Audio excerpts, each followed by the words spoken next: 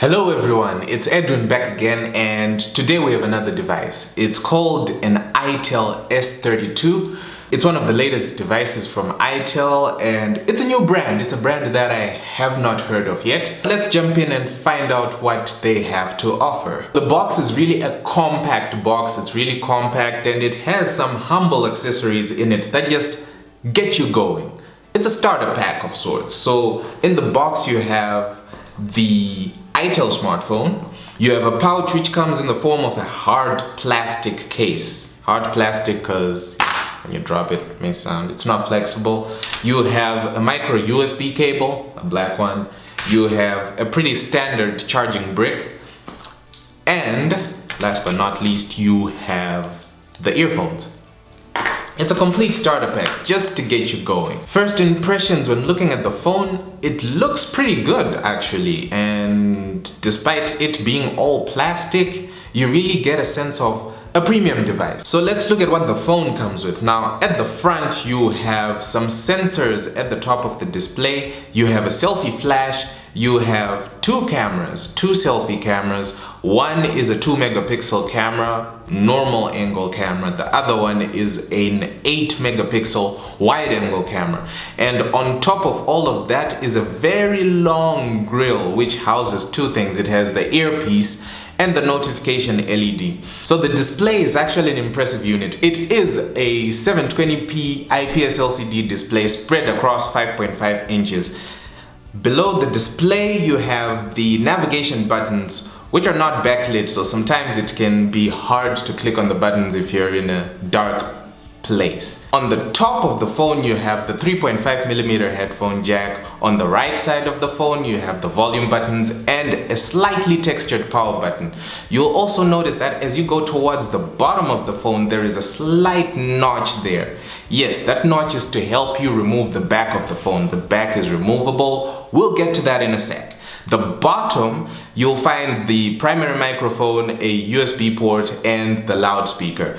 The left side is pretty bare. Popping off the cover will gain you access to the battery, which is removable. You will also get some access to two SIM slots. There is a full-sized SIM slot and a micro SIM slot, as well as a micro SD card slot. Whilst we are at the back, right at the top there is an 8 megapixel camera and the LED flash that accompanies it. Below that is a well-placed fingerprint scanner. It lines up with your index finger whenever you're holding the phone. It's pretty natural. On the user interface side of things, the user interface is pretty colorful, it's pretty fluid, it's a heavily skinned Android 7.0 and it's pretty fluid up until you open some apps. Now it does take a while to open some apps. This might be because it only has 1 gigabyte of RAM.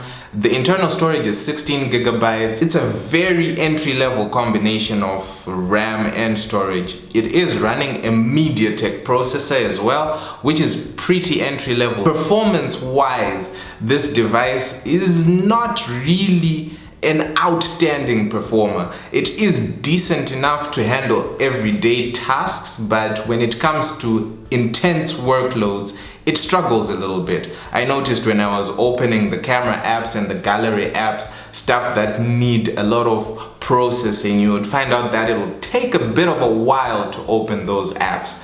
Endurance, however, is pretty decent as well. The battery is a 3000 milliampere unit, which usually gives you about a day of normal usage.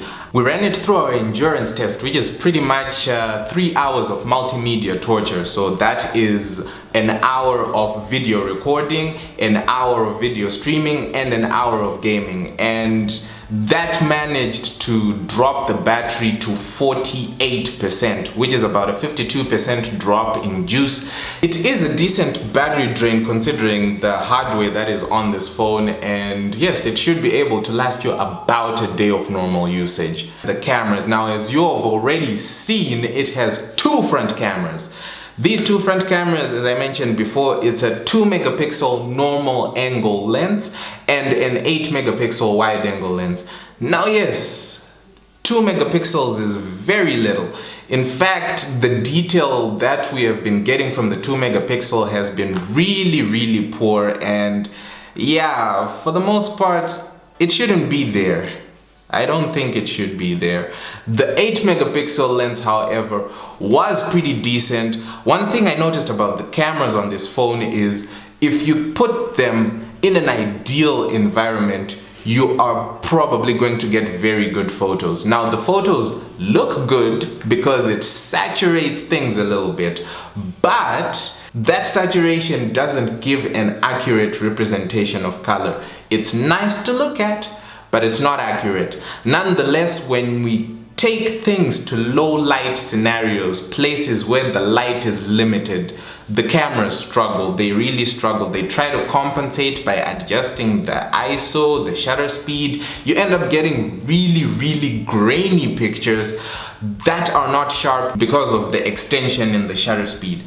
However, considering the price range of this phone, it really does a commendable job with photography. Even the videos as well, they're slightly saturated, but again, they look good. So it depends on what you prefer. If you prefer accurate colors, then it might not really do it for you. If you prefer something that just looks good, these cameras do deliver there.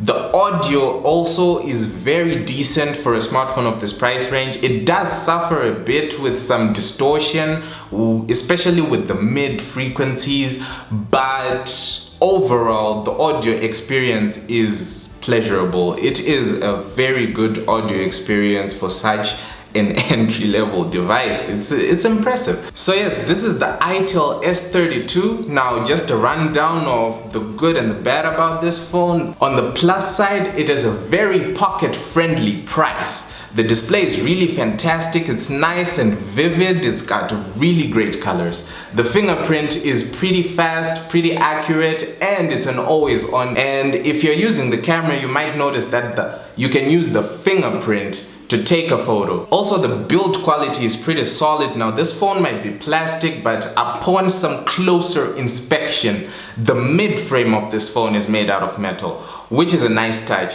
It is, however, very light, so I don't know. Some people prefer their phones light, some people prefer them heavy, so it's all up to you.